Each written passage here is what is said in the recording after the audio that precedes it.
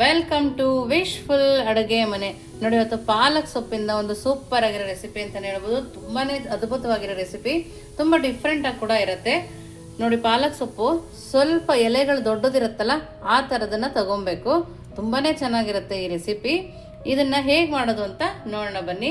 ಮೊದಲಿಗೆ ಪಾಲಕ್ ಸೊಪ್ಪನ್ನು ತೊಳೆದು ಚೆನ್ನಾಗಿ ಎಲೆಗಳನ್ನ ಒರೆಸಿ ಇಟ್ಕೊಳ್ಳೋಣ.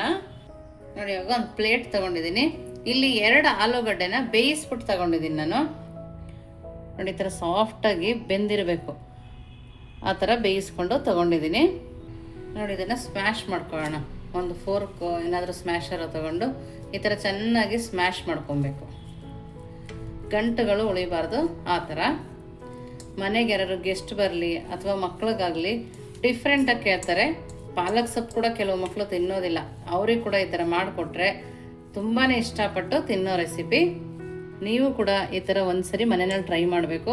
ಅಥವಾ ನೀವು ಈ ಥರ ಮಾಡ್ತಾ ಇದ್ರೆ ಕಮೆಂಟ್ ಮೂಲಕ ತಿಳಿಸೋದನ್ನು ಮರಿಬೇಡಿ. ನೀವಿನ್ನೂ ನಮ್ಮ ವಾಟ್ಸಪ್ ಗ್ರೂಪಿಗೆ ಜಾಯಿನ್ ಆಗಿಲ್ಲ ಅಂದರೆ ವಿಶ್ಫುಲ್ ವಾಟ್ಸಪ್ ಗ್ರೂಪ್ಗೆ ಜಾಯಿನ್ ಆಗೋದನ್ನು ಕೂಡ ಮರಿಬೇಡಿ. ನಿಮ್ಗೆ ಯಾವ ರೆಸಿಪಿ ಬೇಕೋ ಅದರಲ್ಲಿ ಕಮೆಂಟ್ ಮೂಲಕ ತಿಳಿಸಿದ್ರೆ ಆ ರೆಸಿಪಿ ಕೂಡ ನಾವು ಮಾಡಿ ತೋರಿಸ್ತೀವಿ. ನೋಡಿ, ಈ ಥರ ಚೆನ್ನಾಗಿ ನಾವು ಇದನ್ನು ಸ್ಮ್ಯಾಶ್ ಮಾಡ್ಕೋಬೇಕು. ನೋಡಿ, ಈ ಥರ ಸ್ಮ್ಯಾಶ್ ಆಗಿದೆಯಲ್ಲ. ನೆಕ್ಸ್ಟ್ ಇದಕ್ಕೆ ಒಂದು 1/4 ಸ್ಪೂನ್ ಆಗುವಷ್ಟು ಚಿಲ್ಲಿ ಪೌಡರ್, ಹಾಗೆಯೇ ಒಂದು ಚಿಟಿಕೆ ಸ್ವಲ್ಪನೇ ಧನಿಯಾ ಪೌಡರು, ಹಾಗೆಯೇ ಒಂದು ಅರ್ಧ ಸ್ಪೂನು ಚಿಲ್ಲಿ ಫ್ಲೇಕ್ಸು, ಒಂದು ಅರ್ಧ ಸ್ಪೂನು ಜೀರಿಗೆ, ಸ್ವಲ್ಪನೇ ಅರಿಶಿನ ಪುಡಿ, ಸ್ವಲ್ಪ ಗರಂ ಮಸಾಲ, ಹಾಗೆಯೇ ರುಚಿಗೆ ತಕ್ಕಷ್ಟು ಉಪ್ಪು. ನೋಡಿ, ಇಷ್ಟನ್ನು ಹಾಕಿ ನೀಟಾಗಿ ಕಲಿಸ್ಕೊಬೇಕು. ಆಲೂಗಡ್ಡೆ ಚೆನ್ನಾಗಿ ಬೆಂದಿರೋದ್ರಿಂದ ಬೇಗ ಸ್ಮ್ಯಾಶ್ ಕೂಡ ಆಯಿತು. ನೋಡಿ, ಈ ಥರ ಮಸಾಲೆ ಎಲ್ಲ ಮಿಕ್ಸ್ ಆಗೋ ಥರ ಕಲಿಸ್ಕೊಂಬರೋಣ. ನೋಡಿ, ಈ ಥರ ನಿಧಾನವಾಗಿ ಮಾಡ್ಕೊಬೋದು. ನೋಡಿ, ಇವಾಗ ರೆಡಿ ಇದೆ. ಇದನ್ನು ಪಕ್ಕಕ್ಕಿಟ್ಟು ನೆಕ್ಸ್ಟ್ ಏನು ಮಾಡೋದು ನೋಡೋಣ ಬನ್ನಿ. ನೋಡಿ, ಒಂದು ಬೌಲ್ ತೊಗೊಂಡಿದ್ದೀನಲ್ಲ, ಒಂದು ಸಣ್ಣ ಬೌಲ್ ಆಗೋಷ್ಟು ಕಡಲೆ ಹಿಟ್ಟನ್ನು ತೊಗೊಂಡಿದ್ದೀನಿ. ನಿಮ್ಮ ಕ್ವಾಂಟಿಟಿ ನೋಡಿ ನೀವು ಕಡಲೆ ಹಿಟ್ಟನ್ನು ತೊಗೋಬೋದು. ನೋಡಿ, ಕಡಲೆ ಹಿಟ್ಟು ಹಾಕಿದ್ದೀವಲ್ಲ, ಇದಕ್ಕೆ ಒಂದು 1/4 ಸ್ಪೂನ್ ಆಗೋಷ್ಟು ಅರಿಶಿನ ಪುಡಿ, ಹಾಗೆಯೇ ಸ್ವಲ್ಪ ಖಾರದ ಪುಡಿ, ಒಂದು ಸ್ವಲ್ಪ ಧನಿಯಾ ಪೌಡರು, ಸ್ವಲ್ಪನೇ ಚಿಲ್ಲಿ ಫ್ಲೇಕ್ಸು, ಹಾಗೆಯೇ ಒಂದು 1/4 ಸ್ಪೂನ್ ಆಗುವಷ್ಟು ಗರಂ ಮಸಾಲ ಹಾಕ್ಕೊಳ್ತಾ ಇದ್ದೀನಿ. 2 ಸ್ಪೂನ್ ಆಗುವಷ್ಟು ಅಕ್ಕಿ ಹಿಟ್ಟನ್ನು ಸೇರಿಸ್ಕೊಳ್ತಾ ಇದ್ದೀನಿ. ಹಾಗೆಯೇ ರುಚಿಗೆ ತಕ್ಕಷ್ಟು ಉಪ್ಪು. ನೋಡಿ, ಇಷ್ಟನ್ನು ಹಾಕಿ ನೀಟಾಗಿ ಮಿಕ್ಸ್ ಮಾಡ್ಕೊಳ್ಳೋಣ. ನಮಗೆ ಕಡಲೆ ಹಿಟ್ಟಿಂದ ಗಂಟೆಲ್ಲ ಹೊಡಿಬೇಕು, ಆ ಥರ ನಾವು ಇದನ್ನು ಮಿಕ್ಸ್ ಮಾಡ್ಕೊಬೇಕು. ಹಾಗೆಯೇ ಖಾರದ ಪುಡಿ, ಧನಿಯಾ ಪುಡಿ ಎಲ್ಲ ಹಾಕಿದ್ದೀವಲ್ಲ, ಅದು ಕೂಡ ಮಿಕ್ಸ್ ಆಗಬೇಕು. ಆ ಥರ ನಾವು ಇದನ್ನು ಮಿಕ್ಸ್ ಮಾಡ್ಕೊಳ್ಳೋಣ. ನಾವು ಮಾಮೂಲಾಗಿ ಬಜ್ಜಿ ಬೋಂಡ ಮಾಡ್ತೀವಲ್ಲ, ಆ ಹಿಟ್ಟಲ್ಲೇ ಇದನ್ನು ಮಾಡ್ಕೊಬೋದು. ನೋಡಿ, ಈ ಥರ ಕಲಿಸ್ಕೊಂಡಾದ್ಮೇಲೆ ಸ್ವಲ್ಪನೇ ನೀರು ಹಾಕಿ ಕಲಿಸ್ಕೊಳ್ಳೋಣ.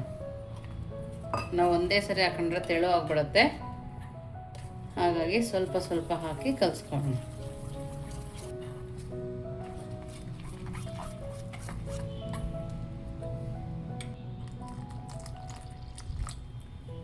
ನೋಡಿ, ನಾನು ಒಂದೇ ಸರಿ ಜಾಸ್ತಿ ನೀರನ್ನು ಹಾಕ್ತಾ ಇಲ್ಲ, ಸ್ವಲ್ಪನೇ ನೀರನ್ನು ಹಾಕ್ಕೊಳ್ತಾ ಇದ್ದೀನಿ. ಇದು ಜಾಸ್ತಿ ತೆಳುನೂ ಇರಬಾರ್ದು, ಜಾಸ್ತಿ ಗಟ್ಟಿನೂ ಇರಬಾರ್ದು. ಆ ರೀತಿಯಲ್ಲಿ ನಾವು ಇದನ್ನು ಕಲಿಸ್ಕೊಂಬರೋಣ. ನೋಡಿ, ಚೆನ್ನಾಗಿ ಬೀಟ್ ಮಾಡಿ ಈ ಹದದಲ್ಲಿ ಕಲಿಸ್ಕೊಂಬಂದಿದ್ದೀನಿ. ನಾವು ಹಿಟ್ಟನ್ನು ಬೀಟ್ ಮಾಡೋದ್ರಿಂದ ತುಂಬ ಚೆನ್ನಾಗಿ ಬರುತ್ತೆ. ಈ ಥರ ಬೀಟ್ ಮಾಡಿ ಗಂಟಿಲ್ದೇ ಇರೋ ಥರ ಕಲಿಸ್ಕೊಂಡು ಇದನ್ನು ಕೂಡ ಪಕ್ಕಕ್ಕೆ ಎತ್ತಿಟ್ಕೊಂಡು ನೆಕ್ಸ್ಟ್ ಏನು ಮಾಡೋದು ನೋಡೋಣ ಬನ್ನಿ. ನೋಡಿ, ಈ ಥರ ಎಲೆಗಳನ್ನ ಜೋಡಿಸ್ಕೊಂಡಿದ್ದೀನಿ. ಎಲೆಗಳನ್ನ ಸ್ವಲ್ಪ ಒರೆಸ್ಕೊಬೇಕು. ನೀರು ಸ್ವಲ್ಪ ಜಾಸ್ತಿ ಇರಬಾರ್ದು. ಸ್ವಲ್ಪ ಡ್ರೈ ಮಾಡ್ಕೊಂಡಿದ್ದೀನಿ. ಹಾಗೆಯೇ ನಾವು ಮಾಡ್ಕೊಂಡವಲ್ಲ ಆಲೂಗಡ್ಡೆ ಸ್ಟಫಿಂಗು, ಅದನ್ನು ಇದಕ್ಕೆ ಸ್ಪ್ರೆಡ್ ಮಾಡ್ಕೊಳ್ಳೋಣ. ನೋಡಿ, ನಿಮಗೆ ಎಷ್ಟು ಆಲೂಗಡ್ಡೆ ಬೇಕೋ ಅಷ್ಟನ್ನು ನಾವು ಇದಕ್ಕೆ ಸ್ಪ್ರೆಡ್ ಮಾಡ್ಕೋಬೋದು. ನೋಡಿ, ಸ್ಪ್ರೆಡ್ ಮಾಡಿಕೊಂಡು ನಿಧಾನಕ್ಕೆ ಇದನ್ನು ಈ ಥರ ರೋಲ್ ಮಾಡ್ಕೊಳ್ಳೋಣ.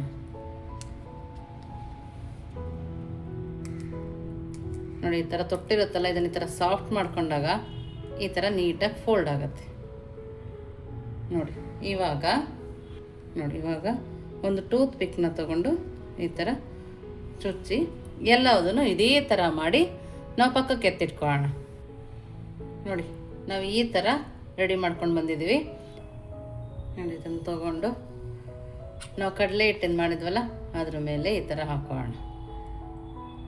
ನನ್ನ ಪಕ್ಕದಲ್ಲಿ ಎಣ್ಣೆ ಕಾಯಕ್ಕೆ ಇಟ್ಟಿದ್ದೀನಿ. ಆ ಎಣ್ಣೆ ಒಳಗಡೆ ಈ ಥರ ನಾವು ಇದನ್ನು ಬಿಟ್ಕೋಬೇಕು. ಎಣ್ಣೆಯನ್ನು ಕಾಯ್ತಾ ಇದೆ. ಎಣ್ಣೆ ಐ ಫ್ಲೇಮಲ್ಲಿ ಇಟ್ಟು ಕಾಯಿಸ್ಕೊಂಡಿದ್ದೀನಿ. ಇವಾಗ ಮೀಡಿಯಮ್ ಫ್ಲೇಮಲ್ಲಿ ಇಟ್ಕೊಳ್ಳೋಣ. ನೋಡಿ, ಮೀಡಿಯಮ್ ಫ್ಲೇಮಲ್ಲಿ ಇಟ್ಟು ನಾವು ಈ ಥರ ಕಡಲೆ ಹಿಟ್ಟಿಗೆ ಅದ್ದಿ ಇದರೊಳಗಡೆ ಹಾಕೋಣ. ನೋಡಿ, ಎಲ್ಲದನ್ನು ಅದೇ ಥರ ಹಾಕೋಬೇಕು. ನೋಡಿ, ತುಂಬ ಡಿಫ್ರೆಂಟಾಗಿದೆ. ಯಾವ್ದಾರ ಪಾರ್ಟಿಗಳಿದ್ದರೂ ಕೂಡ ಈ ಥರ ಡಿಫ್ರೆಂಟಾಗಿ ಮಾಡ್ಕೊಡ್ಬೋದು. ಮನೆಗೆ ಫ್ರೆಂಡ್ಸ್ ಬರ್ತಾರೆ ಅಂದಾಗ ಈ ಥರ ಡಿಫ್ರೆಂಟಾಗಿ ಮಾಡಿದಾಗ ಚೆನ್ನಾಗಿರುತ್ತಲ್ಲ. ನೋಡಿ, ನಾವು ಹಾಕಿದ ತಕ್ಷಣ ಕೈ ಹಾಕ್ಬಾರ್ದು. 1 ನಿಮಿಷ ಆದಮೇಲೆ ನೋಡಿ ಅದು ಈ ಥರ ಬಿಡುತ್ತೆ. ಆವಾಗ ನಾವು ಇದನ್ನು ತಿರುಗಿಸ್ಕೊಬೇಕು. ತುಂಬ ಕ್ರಿಸ್ಪಿಯಾಗಿ ಸೂಪರಾಗಿ ಇರುತ್ತೆ. ನೋಡಿ, ಎರಡೂ ಸೈಡು ಈ ಥರ ನಿಧಾನವಾಗಿ ಬೇಯಿಸ್ಕೊಬೇಕು. ಒಳಗಡೆ ತನಕನೂ ನೀಟಾಗಿ ಬೇಯಬೇಕು. ಆ ಥರ ಇದನ್ನು ನಾವು ಬೇಯಿಸ್ಕೊಬೇಕು.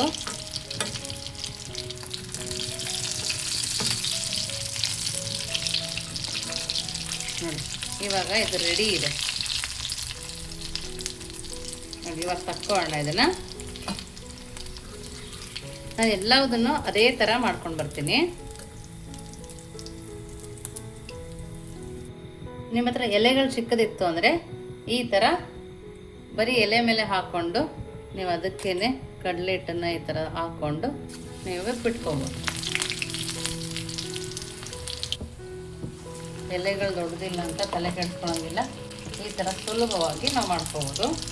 ಇದು ಕೂಡ ಎಷ್ಟು ಚೆನ್ನಾಗಿ ಬರುತ್ತೆ ಅಂತೇಳಿ ನೋಡ್ತಾ ಇದ್ದಾರಲ್ಲ, ಈ ಥರ ಮಾಡಿಕೊಂಡ್ರೂ ಚೆನ್ನಾಗಿರುತ್ತೆ. ನೋಡಿ, ಇದು ಕೂಡ ರೆಡಿ ಇದೆ.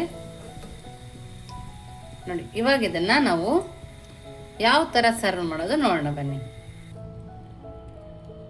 ನೋಡಿ, ಎಷ್ಟು ಚೆನ್ನಾಗಿ ಬಂದಿದೆ ನೋಡ್ತಾ ಇದ್ದಾರಲ್ಲ ನೀವೇ. ತುಂಬ ಅಂದರೆ ತುಂಬ ಚೆನ್ನಾಗಿದೆ.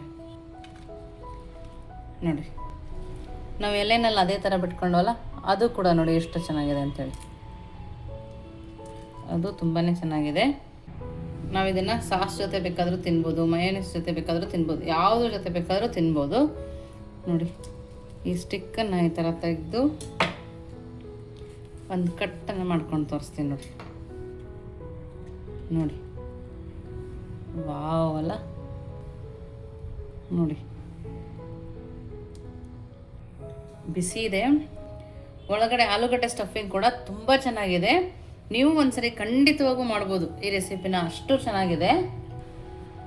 ನೋಡಿ, ನೀವು ಒಂದ್ಸರಿ ಮಾಡಿ ಹೇಗಿತ್ತು ಅಂತ ವಿಶ್ಫುಲ್ ಅಡುಗೆ ಮನೆಗೆ ಕಮೆಂಟ್ ಮೂಲಕ ತಿಳಿಸೋದನ್ನು ಮರಿಬೇಡಿ. ನೀವಿನ್ನೂ ನಮ್ಮ ಚಾನಲ್ ಲೈಕ್ ಮಾಡಿಲ್ಲ ಅಂದರೆ ಲೈಕ್ ಮಾಡಿ, ಶೇರ್ ಮಾಡಿ, ಸಬ್ಸ್ಕ್ರೈಬ್ ಮಾಡಿ. ವಿಶ್ಫುಲ್ ಅಡುಗೆ ಮನೆಗೆ ಥ್ಯಾಂಕ್ ಯು.